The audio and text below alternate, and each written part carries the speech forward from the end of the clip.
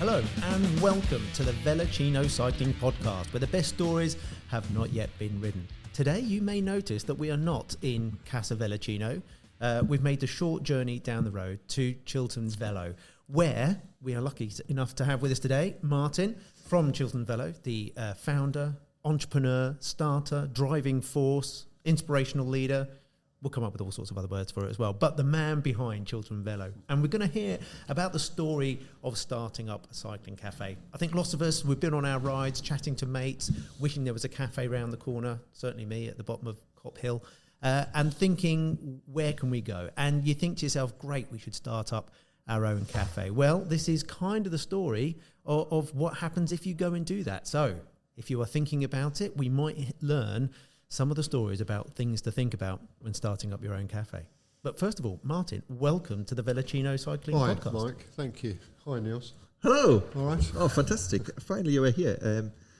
I remember like years and years ago when we first spoke about this cafe, and it didn't exist at that time. And you were telling me about your vision, and I was like, oh, amazing. I can't wait for it to be happening. And now it's finally here. Well, it's here since a year, right? Yeah, December 21. Oh, fantastic. I met you probably 6 years ago. 6 years ago, yeah. 6 years ago. Because you put something on your Instagram feed of a little picture of a notebook that we'd squiggled on, and here we are. That's so good. It's crazy. Finally. It is absolutely amazing. The building, and by the way, everybody, obviously, we encourage you, come to Chiltern Velo. It's fantastic. But like you said, the story you guys met, first of all, was 6 years ago. But the story, the building of all this, the creation has been a long time in the making. But even before that, like cycling as a passion for you, Martin, when did that start? Where did it come from? Is it one of those things you've been into since a little kid, or it takes passion to build something like this? No, I can't say. I can't honestly say it was a passion when I was a little kid. Although I used to watch Channel 4, the Tour de France that was on on an afternoon, and really got into it. My passion was football, really. And being like most kids, if you get into one sport, you're generally tunnel vision, that you only do that one sport, unfortunately. But I enjoyed football, played non-league football, got lots of injuries, and then ended up cycling later on in life because of that. So, but really do enjoy the Tour de France and the physicality of cyclists, both female, male races and what goes into it. So now you've got, because we were chatting obviously before we started. You've played to a really high level in terms of football. You're lying, Mike. I played non-league football, up to a reasonable level, and that was really cool. We had some great days in FA Cups and things, and really enjoyed it. And then became a manager some years after that of teams like you're doing now.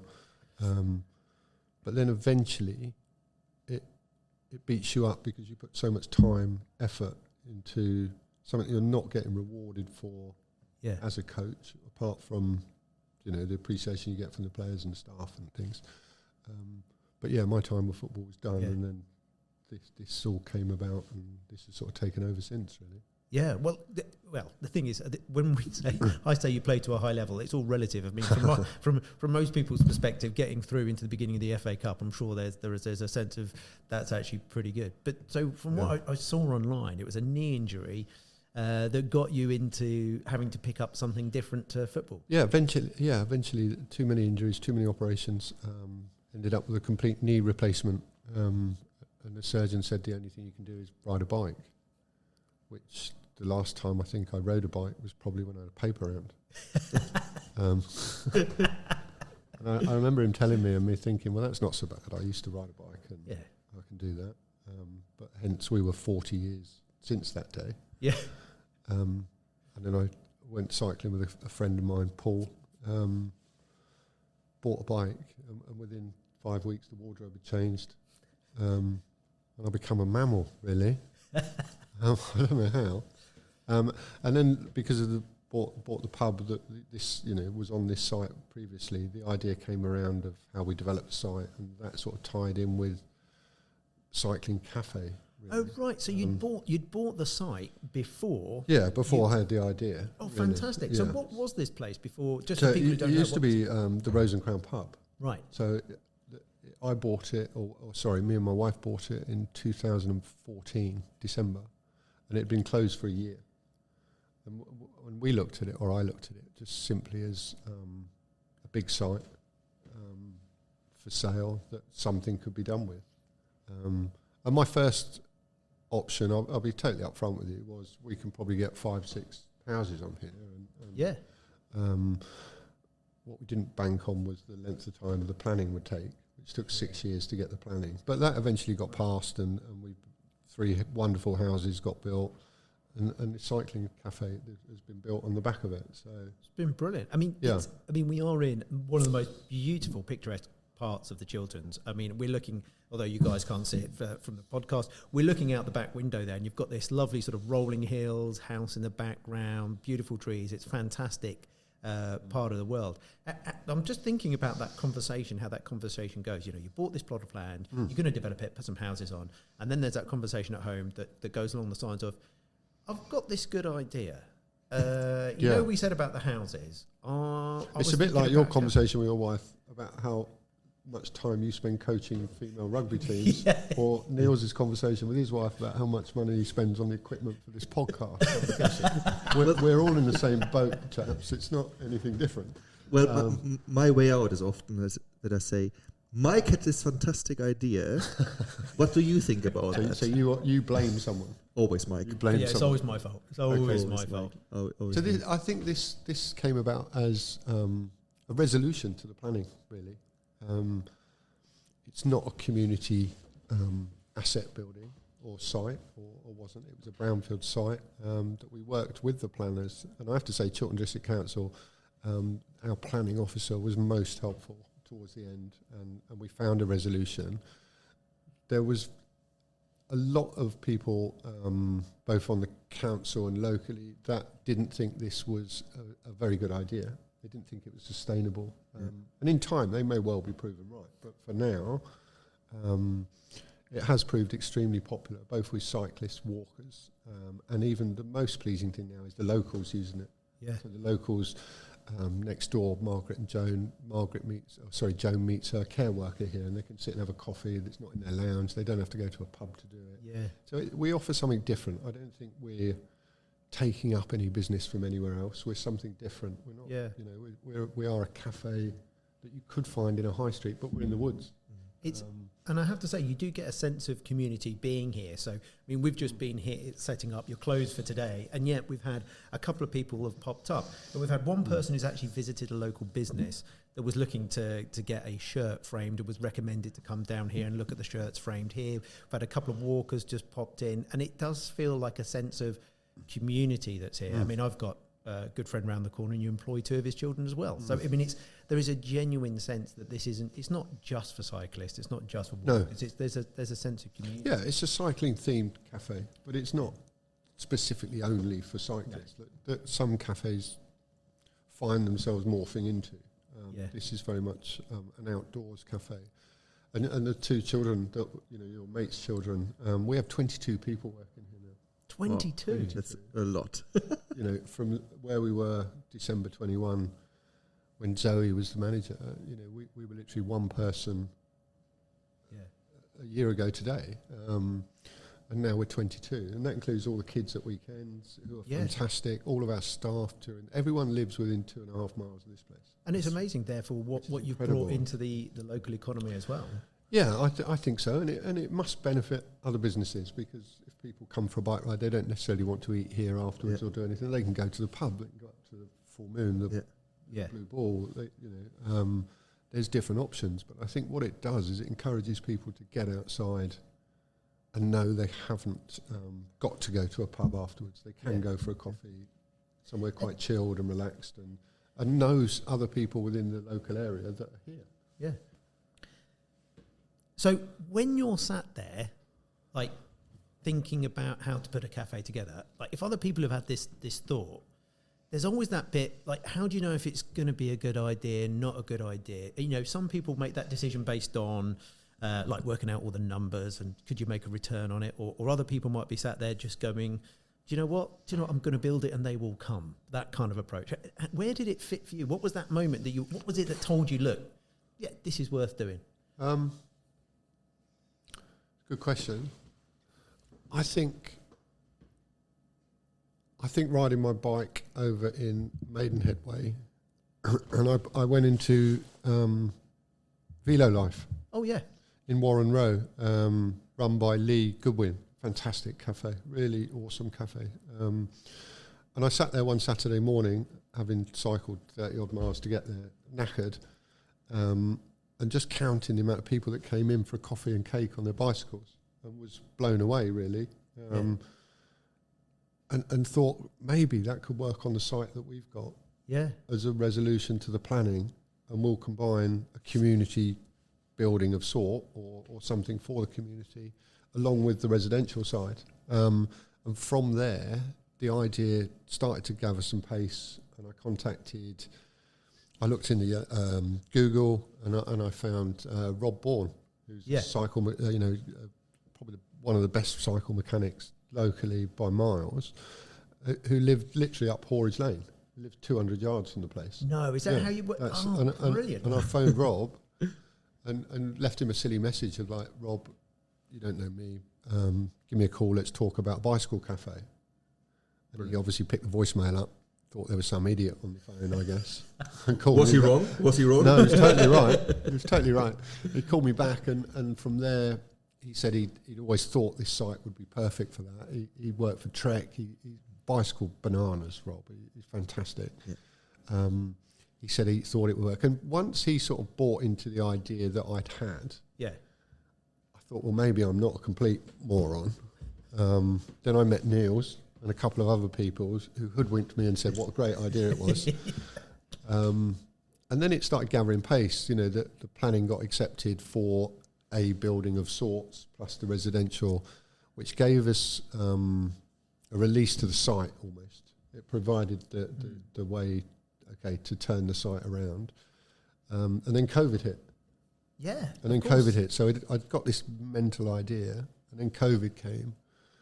And then I remember getting the authorization to proceed and right, you can now get on with it if you want to. And then we got struck by COVID, and I remember sat with Jackie and just say, what do we do? Do we start? Do we start? Do you cancel it? Do you do you just put it on hold for 2 years? What do you do really? And we decided to start. We had a reasonable conversation. It was a reasonable conversation where we pros and cons and everything, and we decided to start. And what a good decision it was, really, because with nobody on the roads, with the family that we used, who were the groundwork contractors, D&H Saunders, who were amazing. They isolated together. They lived as a family, so they could carry on months of groundworks. Wow. And of course, there was no one around. We'd get the odd visit from the council inspector or whatever, but we could carry on. And we just kept going. And then once we were underway, it was, okay, how do we then, what do we put in this building? What do we call it? What do we do? So in conversations with Rob, and I think off the back of a cigarette packet, we came up with the name Chiltern Velo. And then Rob had the idea, okay, let's get a sign, let's change the sign in the lay-by of the pub sign.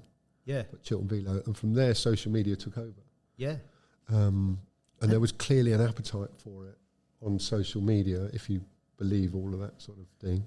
And that sparked an interest, I guess, of how we can not only complete the site, but then form a viable business at the back of it that the locals had told me, or the council had suggested, was not possible. But that's the thing that I still remember is because first I remember is Neil's constantly saying to me, "Do you know what? This place up the road is going to be fantastic. It's going to be great." Thank you, Neil. It's like a little, like an excited bunny. I can't wait. Any minute, it will be great. It's going to be. Yeah. But the other thing was how many other people were seeing that previous sign and were like, oh, this is a great place for a cafe, and sort of sharing that and all the rest of it, to the point where actually there was a fair amount of expectation before it finally opened the doors, because everyone was like, actually, because let's face it, for those, for the people who don't know the local area, this is actually a brilliant place to have it in terms of a cafe, in terms of routes and people coming around in different directions and things. And it's absolutely fabulous because whether you're, to be honest, whether you're horse riding, whether you're riding a mountain bike, whether you're riding a road bike, or if you're a walker or anything, it's actually a bit of a crossover of all those different things, the different lanes and routes and stuff. So it is brilliant. It's had all this excitement of people waiting for it. So then we let everyone down by opening. Not at all. It's been brilliant. But also, what I thought was really remarkable, your social media activity, your social media presence started almost exploding already before you even opened the doors. Yeah. Everybody knew you in the area. Like you were like on everyone. Like you followed everyone. You like commented, and I really liked it. I was like, wow, this is such a nice drive. Somebody who's already engaging with everyone to make them aware the cafe is here. And that was like absolutely amazing. I thought. Yeah, I mean, I'm not a big social media. Well, you looked like it. You seem to have been. But what it did was make me realise that there was a huge interest for something like this, and there's lots of other great cafes around. Yeah. It's not that we're we're one and only, but it made me realise there was an interest, and I didn't see it as we built this thing up to be potentially more than what it was. I didn't see it that way. I didn't see the expectation. Along with Rob, we employed Zoe Duckworth, who's again lives 200 yards away.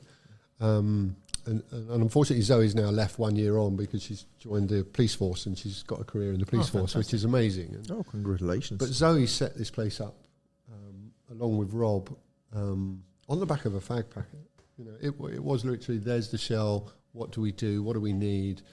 And it was incredible. And from there, Zoe built a team. We have 20 people now that work here.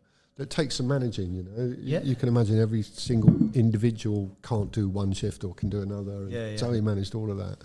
And now Sarah has taken on that responsibility. And Sarah's doing things great. It's wonderful. All the staff live locally, as I've said. Yeah. They're amazing. And they create this vibe that they interact with the customers in a way that, because they know them and they live in the same road or they live in the same village or just up the road, they know all the paths, they know there's gravel routes here, there's walking routes, there's road routes, there's so many different options here. There is. That we've yet to explore, or yet to tap into. Absolutely. But we've met so many great people, I know you've met John from Wild Cycles. Yeah, because of this place. Fantastic, and John does gravel rides up and down the country, and is linked with different. Amazing what they do and how they're growing, and if we can assist them in any way, which we do by catering for their rides when they come on and making sure they're looked after, then brilliant. It directly benefits us in terms of they bring 15 people along who have a coffee and a bacon roll. Obviously, that's great, but it improves that network of helping each other within. There's so many people that work. What I found is so many people work within the cycling industry, like you do, and you do. But it's for a passion. It's for a love of cycling, and it's okay. You're battling away on your own, doing your thing. We're doing our thing. John's doing his thing, and lots of other people are doing their thing. How do you try and join these things a bit more together? Yeah, to benefit everyone. Yeah, and that's where we're at, sort of. And that seems to have that kind of group community effect. That's genuinely the feel when you get in here, which is great. One thing I was going to ask is, because I can only imagine how it felt on opening day, all the nerves and all the rest of it. But what was the point when you thought this is working? Right? Was there a point when you I haven't got there yet. So,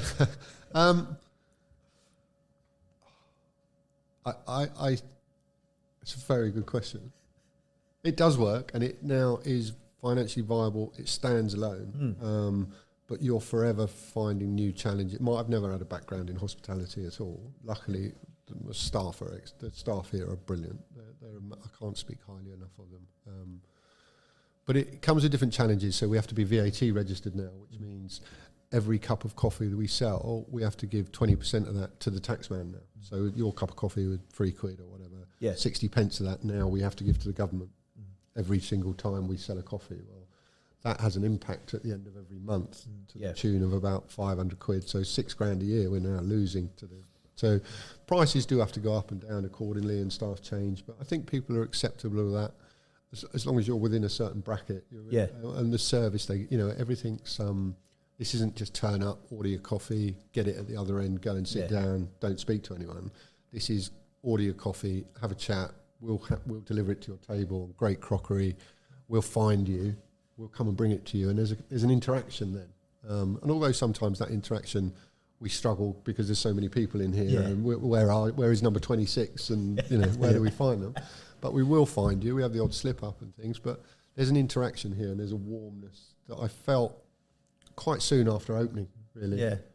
That I thought, you're actually onto something here that's fun. It's not just work, it's fun. The only problem is I don't ride my bike enough, but then you guys came in here saying the same thing today. So perhaps that's this passion that we have is a way of not getting on your bicycle. I think we have this running gag in our show now where we are always talking about, like, I don't know if you can still call ourselves cyclists. Well, yeah. However, has your bike got cobwebs on it? He doesn't even know where his bike is. That's how bad it is. Frozen cobwebs. So cobwebs. So if you've got cobwebs on your bicycle, you don't ride your bike, do you? No, that's it. But I think if you're like still having the cycling mindset, I think you can still call yourself the part cycling of the mindset. Put in the comments below what you think the cycling mindset versus actually riding your bike actually means. Yeah. That's it. Is that like thinking yourself thin? Is it like that kind of thing? What do you mean? Do I just think about it. I will be thin. Picking on my slightly weight. The other day we went to a snow center. Okay. And they asked me like, so what's your weight? I'm like, 80. Mike was like, no, it's not your Swift weight, it's your proper weight. And then they actually, then this guy was like really serious, like, no, I have to put your binding to the right weight. Okay. So what's your weight? I was like, I don't know. And he's like, go on the scale. And then Mike put his foot on the back of the scale. It was 150 kilograms. I was like, I'm not. I promise. I'm not. Anyways, sorry, long story short. If somebody would come to you and say like, can I just say, before we move on, it wasn't far off 150 kilo. No, I'm joking. If somebody would come to you now, like after slightly more than a year in, and say like, I really love what you do. It looks so easy. Yeah. What you do, you make it look so easy. I want to open my cafe now. What advice would you give this person to not do? Not opening a cafe. I think you should do what. I think we should all follow what we want to do. Yeah. Really, in some shape or form. I wouldn't say not do it. Yeah. I think this came about because I own the building. Yeah. And we own the site, so we could do what we wanted with the site, but we could only do that because we got part residential conversion, and that was the maths side of it. Yeah. And the underlying thing with this place is, should Chiltern Velo not work, or my fallback position was always if Chiltern Velo didn't work, well, this sadly would become a house. Yeah. It's 1,600 square feet, plus the roof space. It could become a house looking at, So that was my, fallback. If it all fails, all goes pear-shaped, there's not a golden egg at the end of the rainbow, but there's a way out. You're not throwing your money down the toilet. Really, apart from the setup costs of Chiltern Velo, the machines, everything that goes with it. So that's the fallback, and that's still there, and that allows us the freedom to do what we're doing. Yeah. If that wasn't there, and you were leasing a building or you're buying a building specifically where you immediately need the return, then I would imagine it's very difficult. Yeah, and based on that now, were you ever considering, well, this is very early stages, right? Still a year is almost nothing. But were you ever considering maybe branching out? Because this concept seemed to work. Or do you think this concept is very linked to this area? Or do you think, well, maybe... No, I think it can be branched out. Yeah. Am I the person to do it? Probably not. Yeah. Just because where I'm at my stage of life, really. But I think the concept of a site that's very difficult planning-wise, you can find a solution by thinking outside the box sometimes. Yeah. And that is part residential, part commercial, which we've done here. But also, the government are banging on about you need to get on your bike more, you need to get out of your car, you need to walk more, you need to do it. Well, we're doing all of that. We're providing a facility where people can do that. if that doesn't work, then where are we all? Where are we all in terms of if we can't make this viable here? Where does that leave every other cafe that's paying rent? It's very difficult. It is. And it needs people to use it. I'm not saying we need you to come every day, Niels, which you don't, by the way. We see you less and less, and you live quite close. But you do plug us on your podcast, so thank you very much. You know, that hurts so much. I sit at home almost every day drinking my shitty instant coffee. Yeah. I could do it so much better. Yeah. But you've been a friend of ours right from the beginning, in that meeting we had, and I think all your socks are still, we're still trying to sell the socks downstairs. Yeah, if you want to buy socks, come to Chiltern Velo. You can get them. The socks are here, and it's. I know there's other cycling cafes, other cafes that are struggling in this current climate, and we're no different to that. But because our circumstances are slightly different, we've gotten a bit of an advantage. And I think we have got the right site. I think there's so much more we could do here. In terms of, not just cycling as well. We can put on dog walks from here. We can put on gravel rides from here. We could put on road rides. Well, there's so many things we could do that we're yet to explore. But it's you can't go into everything like a hurricane. You have to sort of put the reins on at times. And there's been enough outlay in terms of building this thing and getting the thing up and running. It's now, very quickly after we opened, we realised we needed a bigger outside space. So we had to quickly do that and put the pagoda up, put a covered seating area, which is all wonderful. But now we've gone so far in the winter when it gets really cold and everyone wants to be inside, we haven't got enough space inside.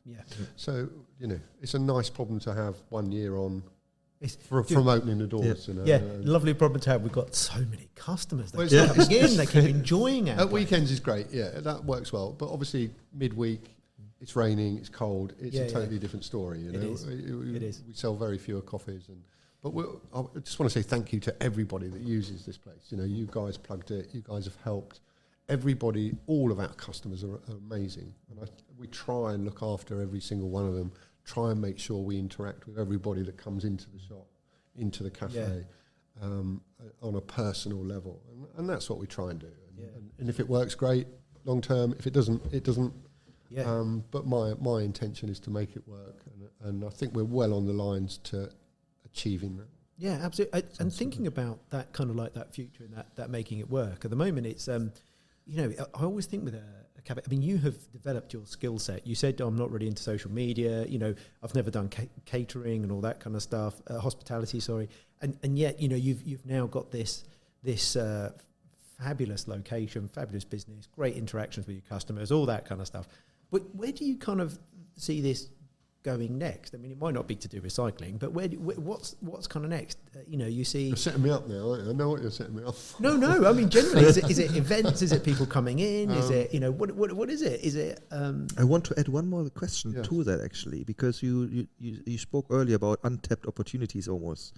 Like there's so many more things to be done, and what surprises me, and I've never really come across it. Like I've seen a lot of cycle cafes everywhere in the world now, that big bike brands have not jumped onto the bandwagon to some kind of sponsor cafes or act as sponsors, because you have a massive captive audience here.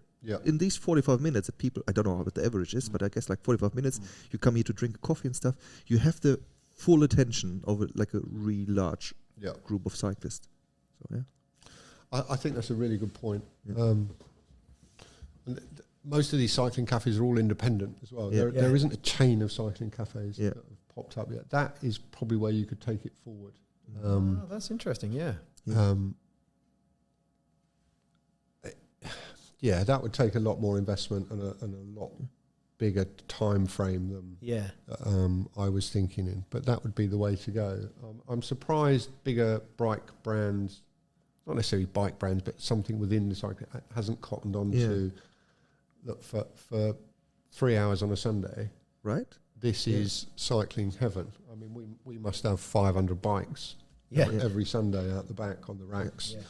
And let's face it, the place is full of people looking at walls, looking at pictures, looking at brands. And looking at each other's bikes. Everyone's walking past going, I like that one. Oh, that's nice. Look at that. It's a Madonna. But the beauty of cycling is it's not like, I don't know, it's not like a non-professional sport where you're looking at someone thinking, oh, shit, you're so much better than me.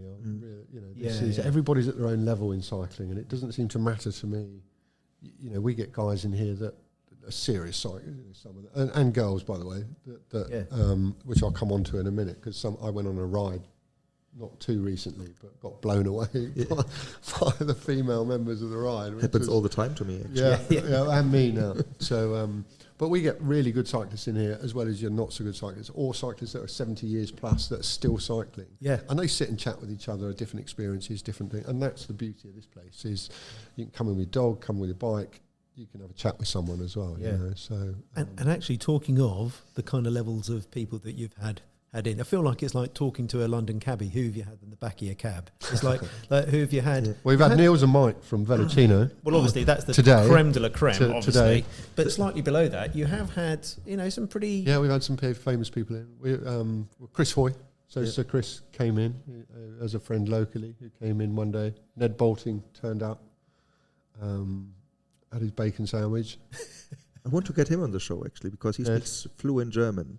I don't know if you know that, but he spent some time of his life, I think, in Hamburg. Okay. And I met him somewhere once, and he basically spoke German to me, and I was like, "Oh my goodness, your German is so much better than mine." Yeah, so he turned up. I think he was with Pro Sports. Have you heard of Pro Sports? The guys at Pro Sports, Ian. They take commercial rides out and things. I think he was part of Ian's ride one day. But yeah, you should get him back. You should contact him and get him back and have it here. And who else? Rory Townsend was in. Yeah. He's been in. Yeah. Anna Henderson, obviously, we had the night that you came to with Anna, and I think you bought the shirt and so there was a helmet as well. Auction afterwards. It's fantastic. It's in my office now. So basically, when you watch our episodes that are on YouTube, like we were doing earlier on the TV, it's on our wall now. So you will see the jersey. It was, I think, her Team GB jersey that she was wearing at the Worlds in Flanders, and also her team helmet that she has ridden at some of the biggest events, and she signed it for my family, which is really nice. So yeah, she was really nice, and Ollie was with really nice people. Yeah. But we get Anna's mum in. Yeah. So Janet, we get Janet in with her friends that come with part of the Breeze group. See, they're an incredible group. Breeze riders are everywhere. There's different groups in every sort of village, and what they do is incredible. I'm surprised no one's tapped into that really in terms of the sponsorship. I know HSBC sort of, but they do lots of rides. So, South Buck Cycles do lots of rides. So many groups users. They come from Leighton Buzzard Tri Group, Leighton Buzzard Road Club, Maidenhead Road Club. And also, it's also the what I'm impressed with around here is that you've got that, whether it's because you've obviously bought the site before you were into cycling or thinking about this, is actually you've bought a site that's in so many crossovers. So you get quite a lot of mountain bikers in here as well. And I was interested for yourself, are you which type of cycling is the one that sort of you enjoy the most when you get out? Okay. Well, when I first started again, when I had a knee operation, I started road cycling with a friend of mine, and I was going out. When you get a new hobby, you really sort of throw yourself into it. Wardrobe changed. I was out on the road bike. I bought, some Rob tells me it's a crappy Italian shitter, as he calls it, bike. I love it. I think it's great, and it's Italian, so it's cool. It's always great to get that feedback. Cool. Great feedback from your mates, isn't it? Yeah. And then started doing a few sportives that I found way harder when I first, and I'm only talking 30 miles, 50 miles, way harder than what I thought at the beginning would be. And that was almost that sportsman in me that said, okay, I need to. And also there's that element of, I need to do something. Also that element as cyclist, I think, is, that's harder than I thought it was. Oh, much harder. And then it's like, great, fantastic. I want it to be harder than I thought it was. I'll go back out and find something bigger. It was so much harder. But then you go looking for hills, don't you? Yeah. You go looking for you go looking for hills, and I found a few that I couldn't manage. Yeah. But then sort of started doing 50 miles, 100 miles rides. Then did the Étape. Signed up for the Étape in France a couple of times. Brilliant. And did that round Lake Annecy and Col de l'Izoard, and that's when I realised, shit, you can't do this. When you're 8 kilometres up a 12 kilometre, 8% mountain, and there's a sign saying this is where Nibley would attack, and you feel like you should just jump into the nearest ambulance and die. That's when you realise quite how fit and how strong these guys are. And I thought I was quite fit to do this thing, and I couldn't manage getting up. I couldn't do it. Yeah. I walked across the line. I got my medal, but I walked across the line. I'm not sure if that's right, really. But talking about the climbs in the area, like we have a really nice print here that's for sale here in the cafe. Basically, it lists all the fantastic climbs in this area, like Aston Hill, Cop Hill, super popular. Whiteleaf, obviously. I think everybody has a love-hate relationship with Whiteleaf. Yeah. I think O'Beacon. Oh yeah, actually, I really like it. Tom's Hill, the Hale, Bison Hill. Do you know what? Yeah. Also, the other good thing is I'm just in my head looking down that list, and I also realised that you could put that into one ride round here. Couldn't you? We have, we have. That's one ride, yeah. So there's a Chiltern Velo t-shirt ride. Is there? Yeah, that is now on GPX. We've got the GPX route and everything, and it involves all of those climbs. One of the guys so we've got a link also with Amersham Cycle Club here, and one of the guys, Grant, who's a smashing guy, super cyclist, he went out and he combined all of those in one ride. It's just under 100 miles. I think it's about 70 miles, but it's about 2,500 metres in the ride. So it's quite a steep one. It's quite, it's a tough ride. I think it took him about 4 hours.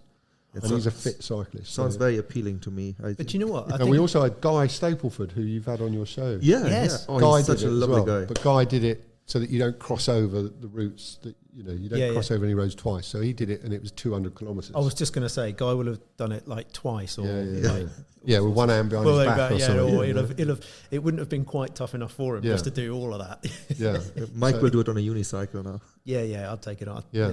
So that's the plan, and that's where we can take things further. So that's obviously just a few of the climbs. Yeah. In the there's some there's Small Dean Lane. I don't know if you've ever. Yes, know that well. Yeah. Don't ever go. Why would you go unless you're in the car? It's like it's crackers.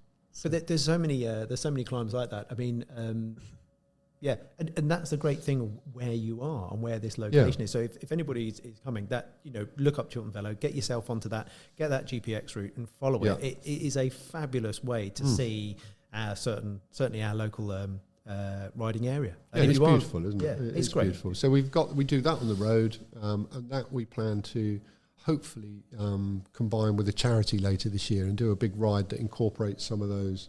And I'll tell you more about that as it progresses, but that's on the pipeline. But there's also so many gravel rides around here. And linking with John at Wild Cycles, we could do gravel rides once or twice a week from here, where you just literally rock up, have a cup of tea, meet, go off for your bike ride, a couple of hours, 2 or 3 hours, come back, talk about it, clean your bike, and disappear. So we can start doing things like that from here, and it's just progression, but it's finding the time to do all of these things. And so to get access to some of these loops and stuff, are they going to be put onto the website? Yeah, they'll go onto our website. I think it is on. I haven't got my phone on me, but I think it is on certain Strava routes already. I think it can be found as the Chiltern Velo t-shirt ride. There is an Instagram or a social media post that we put out that you can find it. So I look forward to the next podcast when you tell me you've done it as well, Mike. Yeah, Mike, that would be good, wouldn't it? Just Mike. We'll do it between us. I know he will buy tag team. You do one hill, I'll do the next hill. I think you will get yourself like a little motor scooter.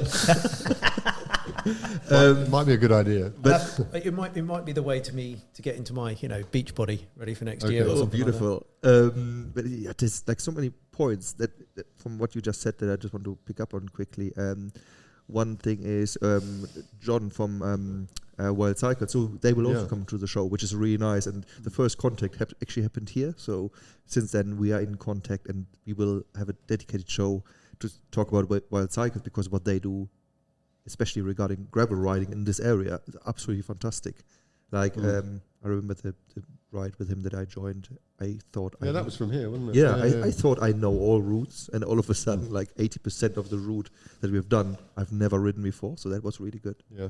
The other thing that I want to say, and this comes again in like untapped opportunities, like also on this poster it says Aston Hill, and there's actually like a really popular mountain bike park from this area, which is unfortunately currently closed for whatever reasons. I think some kind of Ash dieback situation officially. Which is a huge problem we have here. Yeah. You know, Christine With all the trees. From all the conservation board that owns all that, they have it here, and it's huge. So I can imagine. Thing, so, so if you're listening to this, and you might not be a road cyclist, you might be a mountain biker. So to give you a pointer as to how to get here, it's like if you know where Aston Hill is, just basically keep on going all the way up the hill, and at the top, slightly left, straight towards Chesham, and then you're there. Yeah. So yeah, that's what I wanted to pick up on. Yeah, I think that's what the great beauty of this place. It's not just road; it's gravel, it's mountain biking. Come on your horse. Yeah, you know, we get horse and carts, we get donkeys and carriages. It's brilliant. Yeah. So. And if you're into trail running, there's a lot of that kind of stuff as well. Yeah, and we've yet to sort of properly explore that or tap into that. But we plan to have on the website lots of different routes: gravel, road, running from here. Brilliant. So people can literally just rack up in the car, take the bike out the car, take your running gear out the car, go do it, and come back. Yeah, brilliant. That's the plan. And just thinking is talking about that. You said it's going to be on the website. If people do want to get in touch, follow you guys, what's the sites and the sort of social media stuff for them to follow? Well, at Chiltern Velo on Twitter. Twitter's not great. Facebook or Instagram. Or the websites, www.chilternvelo.co.uk. The trouble with websites is they need constant updating all the time. Otherwise, they look dormant and stale, and so we've got to find a way of generally updating our website more often. Definitely worth for everybody. Definitely worth following on Instagram, because a lot of the people that come here, basically, you know what it's like. Everyone else is tagging the Chiltern Velo, and you get some brilliant. You'll get a really good idea of what the riding's like, the different things you can do around here. Yeah, that's really great when people do that, and we encourage them to do that. You know, take a picture, tag us in, and from there word spreads. When we opened, as we've spoke about before, we didn't do a big advertising push at all. It wasn't, well, we're opening and come here. We did a bit on social media, so people knew, but it wasn't. It was quite low key. And from there, we just went day to day. What were the expectations? You hope it works. You hope the cyclists come. You hope the walkers come. You hope the locals come. Yeah. To get all three, and for that to grow is ongoing. Yeah. And fingers crossed, touch wood, whatever we need to do to keep it here. But the staff, I keep coming back to the staff. The staff are everything. How is it for the staff? Like, I can imagine, like, if you're a barista, they hate me. not just for you, but they must like operate almost like a psychologist. I in my head, whenever I go to like a cycling cafe, I always go there and just tell them everything that went shit on my ride. It's like, just a puncture, and then there's like, we do have. They do have difficult customers. Yeah, that they have to deal with. No, I just wonder, like, what the immediately you come to a cycling cafe, you speak to like the person who's doing your coffee, and you have a bond, and you almost all of a sudden feel you want to tell everything about your ride. That you just. I think that's cycling. I think that's cycling. I think you could stop in a field if there were people there and they'd listen. You'd tell them about your ride. Oh yeah, that's correct. And I think that's the beauty of going on a bike ride is you want to discuss it afterwards. There is a how did you get up that bit, or why did you fall off there, or so good. Hurry up, Slim, or whatever. Were there any weird stories that you got ever told, like where you were? Well, we get lots of staff. The staff are brilliant, as I say. So Sarah runs the place. She's assisted by Amy, who you've met today, who's your barista for the day. Sits over there, by the way, behind you. She's Amy will come on in a little bit, I think. Very patiently listening. Amy, Sophie, Melanie, Heather, Mel. There's Kate. I can go on and on and on. And then there's all the kids at weekend who are awesome. So we get their families in as well. And their kids work. So the youngsters that work here don't know, but most of the people that come in know their family. Yeah. Like you know the two kids. So they're always on trial or in front of different. It's really funny, but they're all brilliant. And this place wouldn't be the same without each and every one of them. And I want to convey that really. They put a lot of time. They put a lot of effort, and it's over and above. They're not on great pay. It's not the biggest paying industry in the world, as we all know. And we want to address that later into the year. But also we want to create an environment where it's pleasant to work, where it's fun to work. And I think that community side of it and that bond between everybody is why people work here. Yeah. Is it fun to work here, Amy? Is it fun to work here? Yeah. Yes. Yes. Amy's under duress having to say that, obviously. Amy said, yes, it is. Yes, it's great. It's fantastic. But it's quite, it's 8 till 4, it's sociable hours. Yeah. It's a pleasant environment. It's not all of us out after 15 pints and all your rugby mates having a sing song, It's 4 o'clock, put your cup down, bye-bye. Yeah. It's a bit more tame, so... So good. Thankfully. Yeah. Actually, for the rugby team I play with, to be fair, 4 o'clock, they'd probably just put a cup of tea down and go back as well. Yeah. I have a question to that, actually. Like, do you have a lot of rides starting here? Like, yeah, we have, so Amersham Cycle Club we're linked to, they do all their joiners rides from here. And in the winter, they might meet up here and do their group rides from here. But we do get... some South Buck Cycle Club, they sometimes do that. We haven't got huge amounts of car parking like all of these places, unfortunately. We haven't got 50 spaces available. Yeah. And, lots of bike parking, though. If people come here, lots of bike parking. You can see your bike from where you're sat. Yeah, we've probably it's all got... nice and safe. It's brilliant. We've probably got, 15 spaces, including the lay-by. So we're not short of spaces, but we're not overly abundant. But there's plenty of bike parking. It's now... how do we take it forward? Do we look at increasing the size of the place? How difficult would that be to either do or not do, or get permission for or not permission? But I think we could get permission. But it's amazing that a cycling cafe starts as, let's face it, from what we've heard, a little bit of a passion project to begin with. 100%, in the sense, it comes from your passion. Yeah, it wasn't a financially sound business viable idea. And you've got downstairs we've got the fabulous workshop. You've got to a point where like your biggest problems currently are we've got so many customers and not enough space, and what do we do? What's the next thing that we do? Which, if you think of a business that's just like what 18 months, 2 years old, that is a fabulous place to be, isn't it? And I think, but it has been built on a mix of great team that you've got here, but genuine sense of community from the different groups coming in. I think we all as riders, if you turn up to a cafe or you turn up to somewhere and it's not that good, we don't go back. Do we don't go back. We just plan a different route, and it's that. So the fact that you've built this here and it's been so sustainable is absolutely fantastic. But I'm just thinking, we've often talked. We were talking briefly before we started as well. Like, it's not something that you achieve on your own, and you've had some wonderful support from people helping you out to get you this far as well, haven't you? Yeah. I know you first and foremost, my wife. Yeah. Who sometimes I probably forget in all of this. Her patience, understanding, and ability to let me run with this is what's made it all happen. Yeah. Same as you with the podcast. You were the...